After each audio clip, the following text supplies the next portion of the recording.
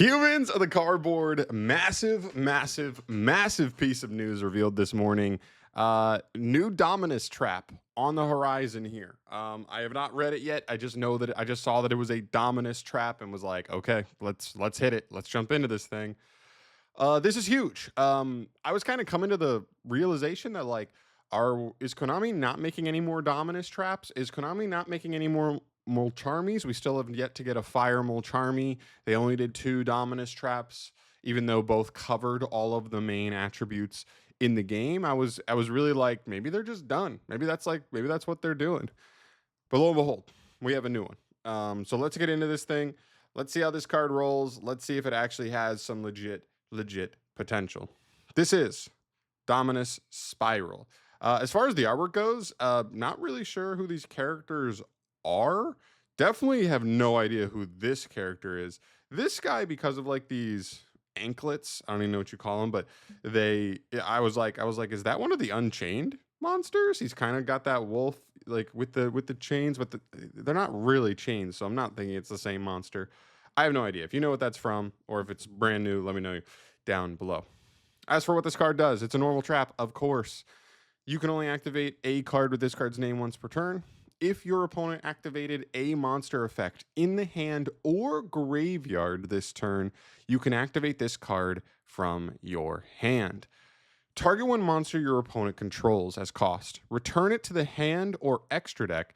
Then, if you have no traps in your graveyard, your opponent can special summon one monster from their graveyard. If you activated this card from your hand, you cannot activate light and dark monsters' effects for the rest of this duel. Okay, very interesting. This is different from some of the other Dominus cards.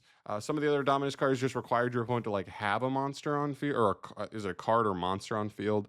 This one just requires your opponent to have at any point in this turn have activated a monster's effect in hand or grave. That's super interesting, right? That gives extra utility to this card, even in the form of going second, where because this is a removal, whereas the other 2 are negates, this one, like even you could draw this for your 6th card, and that's where the value starts to come in a little nicer here. Is as a removal piece, as your 6th card, your opponent on their end board at some point, if you're going second, is either going to activate a monster effect on field or hand trap you. They're gonna do one of those things almost every time, in which case this now becomes a compulse like effect, and you are then starting to break your opponent's board from that point forward, which is very cool.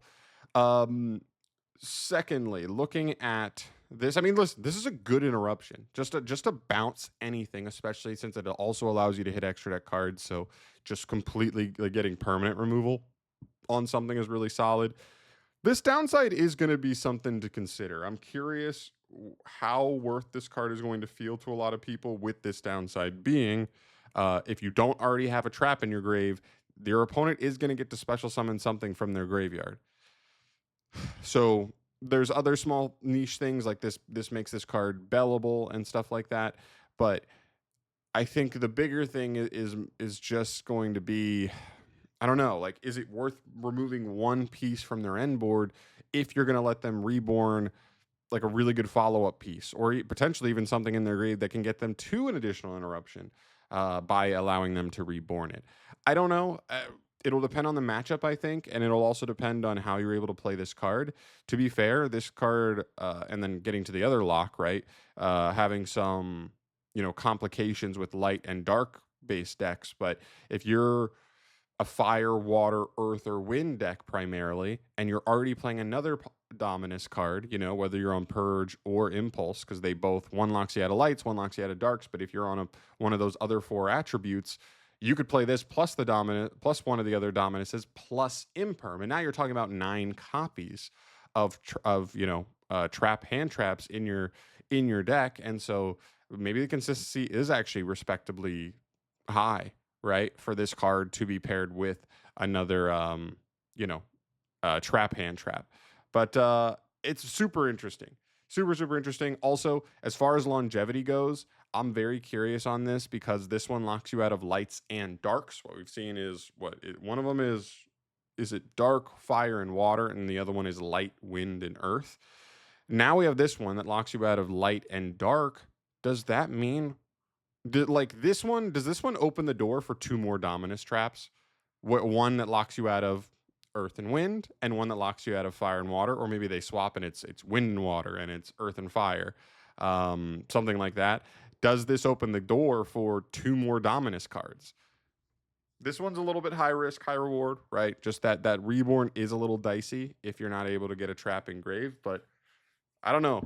This card is very, very interesting to me. I think this card definitely, even just the long term stuff, even if you don't think this card itself is going to like absolutely explode and be the next Dominus Impulse, be the next Mulcharmy, everybody wants to play this type card. Uh, the longevity of like what this could mean for more down the line, on top of like this idea of like this conditional hand trap where it can just be insanely strong. Because like if you pair this with an imperm, it's crazy. Or one of the other Dominus cards, it's crazy, right? Like being able to negate something first, then as your opponent continues to play, just having a bounce. You're going to summon an extra monster, I'm just bouncing it. There's no like generic Omni negates left anymore, so we can go after stuff like that. There's stuff like SP that like really punishes this card if they're able to make it early, and that's like their game plan. But outside of a few of those specific instances, like this card is pretty powerful for what it is. So yeah, very, very cool. One more thing in news, just it didn't feel like it was worth making a full video about this yesterday. They did announce what the next V-Jump promo is going to be. It's actually just a straight up new Dogmatika card, which is kind of cool. I think generally when Konami makes like the generic V-Jump promos, they don't tend to be like as crazy recently. But if you're telling me it's part of an archetype, I can get on board with just being like, this could just be a really powerful card. We'll see. Derek looks awesome. Most of the Dogmatika monsters look awesome. Obviously, August 7th is when they're going to reveal everything, but it says Chaplain, or Dogmatika Chaplain.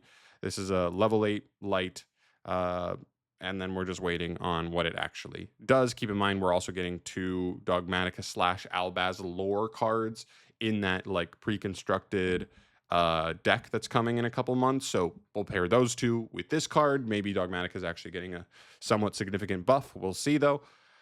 But yeah, let me know your thoughts down below. This card's really, really intriguing to me. I really think there's a world it could have like some legit, essence to it. It really could have some playability. We'll see though. Let me know your thoughts down below because it's a weird one. It has some really strong points to it. It also has some legit drawbacks to it. So I'm curious where people meet on that, and where that they move that meter to meet in somewhere in the middle. But I'm curious where you guys land. So let me know. I'm out of here. Thank you so much for watching. As always, keep in mind the live stream should be coming either like really late tomorrow, really early Saturday. There's going to be a ton of news revealed there. I can't wait to go over it with you guys. So stay tuned for that. Subscribe to the channel for more things Yu-Gi-Oh news from me, and I'll see you in the next one. Peace.